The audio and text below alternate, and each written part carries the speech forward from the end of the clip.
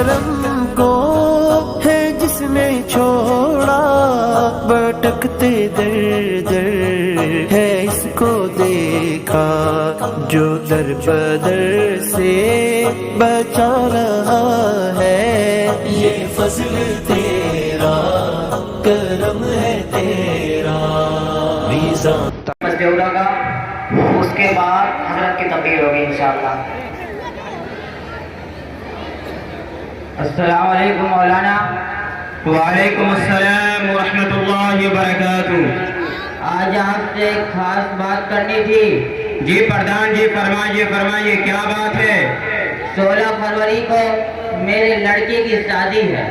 آپ سے عاجزانہ درخواست ہے کہ آپ اس مبارک موقع پر ضرور تشریف لائیں، اور اہل خانہ کی دلی خواہش ہے کہ نکاح آپ ہی پڑھا دیں، مہربانی ہوگی۔ آپ کی شادی شریعت اور اسلام کے قوانین کو مد نظر رکھتے ہو رہی ہے تو مجھے شرکت کرنے میں کوئی حرج نہیں، ورنہ میں معذرت خواہ ہوں۔ میں تو شادی اسی طرز پر کر رہا ہوں جو فی الحال لوگوں میں مشہور ہے، اور اس مسٹر پردھان کو تو نیتا کی اس فرصت ہی نہیں ملتی، تو مجھے کیا معلوم کہ اس سلسلے میں شریعت کا کیا اصول ہے۔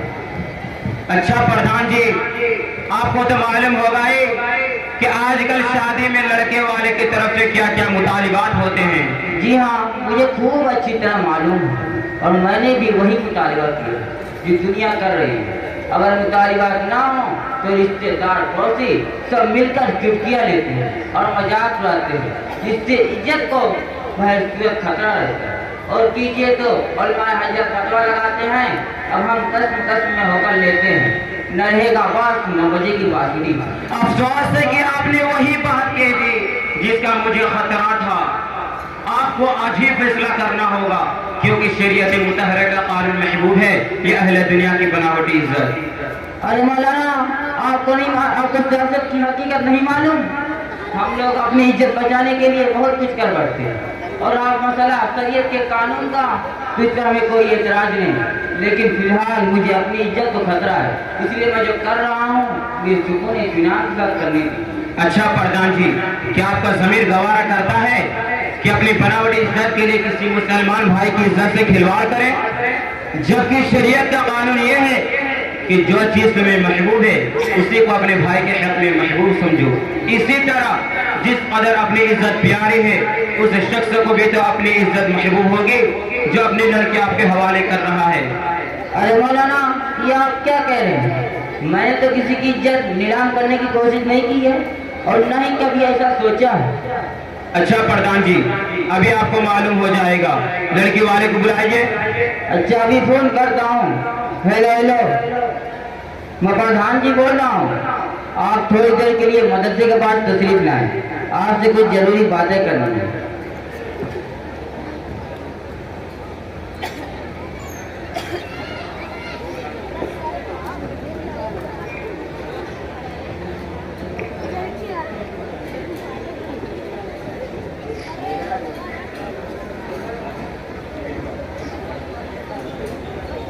السلام علیکم ورحمۃ اللہ وبرکاتہ۔ وعلیکم السلام ورحمۃ اللہ وبرکاتہ۔ آپ کا کیا پیشہ ہے بابا جی؟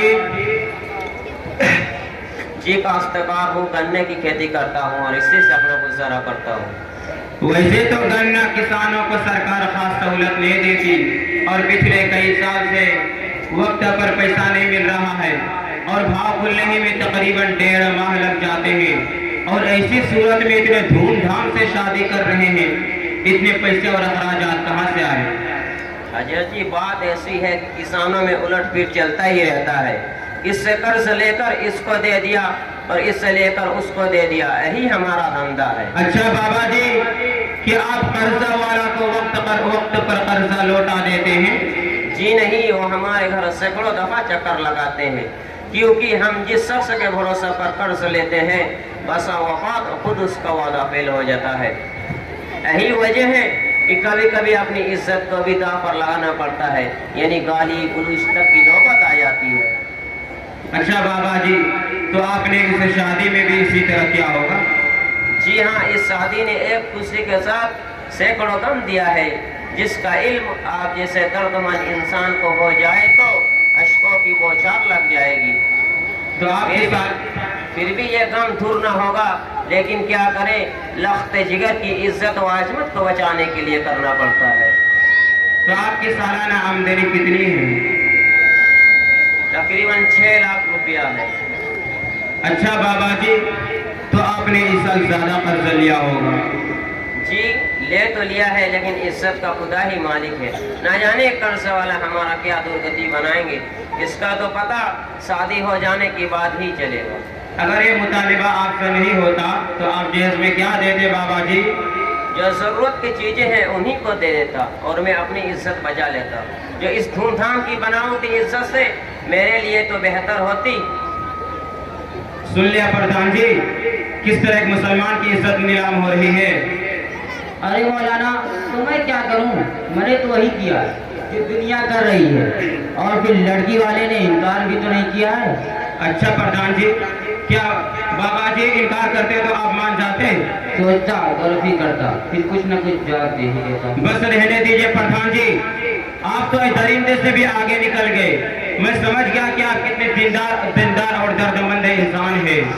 ایک انسان کو اللہ تعالیٰ نے دوسرے انسان کو غمخواری کے لیے پیدا کیا تاکہ ایک انسان دوسرے انسان کے درد کو سمجھ سکے۔ اگر کسی کا بوجھ ہلکا نہ کر سکتا ہو تو کم از کم اس کے اوپر بے جا بوجھ تو نہ ڈالے، جس کی وجہ سے اس کے امن و سکون کی زندگی جہنم بن جائے۔ اسی کا نقشہ ایک شاعر نے یوں کھینچا ہے کہ درد دل کے واسطے پیدا کیا انسان کو، درد دل کے واسطے پیدا کیا انسان کو، ورنہ طاعت کے لیے کچھ کم نہ تھے کرو بیان۔ آپ نکاح پڑھائیں یا نہ پڑھائیں اس سے کوئی فرق نہیں پڑتا، میرا اللہ کا گریجویٹ ہے، میں نے اس کی پڑھائی پر پانی کی طرح پیسہ بہایا ہے، آخر اس کی وصولی بھی تو ہونی ضروری ہے۔ آپ تو نکاح کسی نہ کسی عالم سے پڑھوائیں گے، پڑھوا لیجئے۔ مجھے آپ جیسے دنیا دار انسان کی شادی میں شریک ہو کر جہنم تیار نہیں کرنا ہے۔ آپ نے مولانا کو ناراض کر کے بہت ہی غلط کیا ہے پردھان جی۔ مولانا کی کمی نہیں غالب، 1-2 ہزار ملیں گے، پریشان ہونے کی ضرورت نہیں، ہمارے مولانا قادری صاحب ہیں، میں ان کو فون کرتا ہوں، وہی نکاح پڑھا دیں گے۔ ہیلو السلام علیکم۔ وعلیکم السلام ورحمۃ اللہ وبرکاتہ۔ حضرت آپ کے میرے لڑکی کی شادی میں نکاح پڑھانی ہے، آپ ضرور تشریف لائیں۔ جی ہاں میں آ گیا ہوں، آپ کا حکم سر آنکھوں پر۔ آپ کے شعر کے بعد مجھے بھی ایک شعر یاد آ گیا ہے، اگر اجازت ہو تو اس شعر کو ٹھوک دوں۔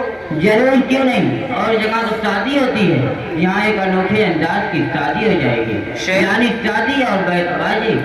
شعر پیش خدمت ہے، عرض کیا ہے۔ اس سے آگے بھی کچھ بولو گے یا جیج میں خود کر جو بن جاؤ گے؟ ہاں یاد آیا، آپ شاید ناراض ہو جائیں گے، خیر کچھ بھی ہو میں بولوں گا ہی۔ پٹھانوں کی جہاں میں کمی نہیں غالب، جہاں دیکھو صرف بیکار پھرتے ہیں۔ اب اس شعر کے بعد میں پٹھان جی سے مخاطب ہوں کہ آن جناب کی دعوت پر جو مولانا قادری صاحب نکاح خواہ بن کر جلوائے افروج ہوں گے، اس سے قبل ہمارے گاؤں میں بھی تشریف لا چکے ہیں۔ وہ نکاح کیا پڑھاتے ہیں، مجھے تو ایسا لگتا ہے کہ کوئی پنڈت منتر پڑھ رہا ہے، اور آپ اور ہم جیسے لوگوں کو بیوقوف بنا کر نکاح خوانی کے 1000 روپیہ لے کر پتلی گلی سے کھمبا بجا کر نکل لیتے ہیں۔ اچھا بابا جی، تو کیا آپ قرض والا؟ اچھا بابا جی، اگر آپ سے یہ مطالبہ نہیں ہوتا تو آپ جنس میں کیا دیتے؟ جو ضرورت کی چیزیں ہیں انہی کو دے دیتا اور میں اپنی عزت بچا لیتا، جو اس دھوم دھام کی بناوٹی عزت سے میرے لیے تو بہتر ہوتے۔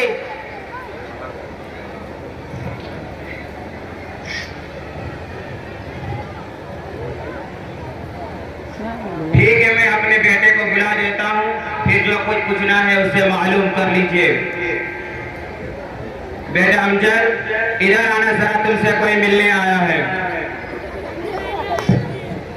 السلام علیکم ورحمۃ اللہ وبرکاتہ۔ وعلیکم السلام ورحمۃ اللہ وبرکاتہ۔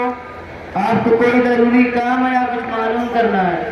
آپ کیا کرتے ہیں، یعنی آپ کا مسئلہ کیا ہے؟ میں ایک دینی مدرسے کا خادم ہوں، تنخواہ کتنا ہے؟ تقریباً 4000۔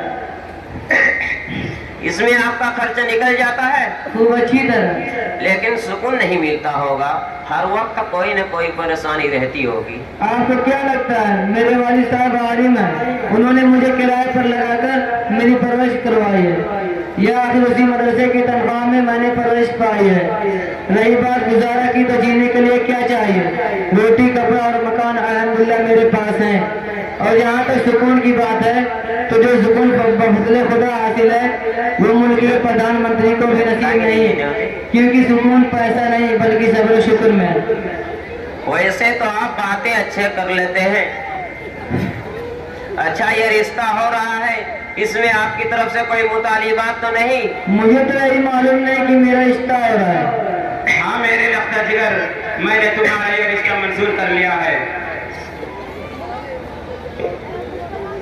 جب والد محترم نے منظور کر لیا ہے تو مجھے کوئی اعتراض کی بات نہیں. اگر میں ایسا کرتا ہوں کیونکہ انہوں نے میرے لیے ہمیشہ اچھا ہی چاہا ہے, اور وہ تو ایک عالم ہے, ان کی بات کچھ اور ہے. تو آپ بتائیں مولانا امجد صاحب, آپ کے مطالبات کیا کیا ہے؟ علیہ باللہ ثم علیہ باللہ, میری طرف سے ہرگز مطالبہ نہیں. اگر میں ایسا کرتا ہوں تو پھر دیندار نہیں بلکہ شریعت کی نظر میں دین کا غدار بن جاؤں گا, اور میں ایسا کرنا نہیں چاہتا. مجھے آپ سے مل کر بہت خوشی ہوئی, مجھے بھی یہ رشتہ منظور ہے.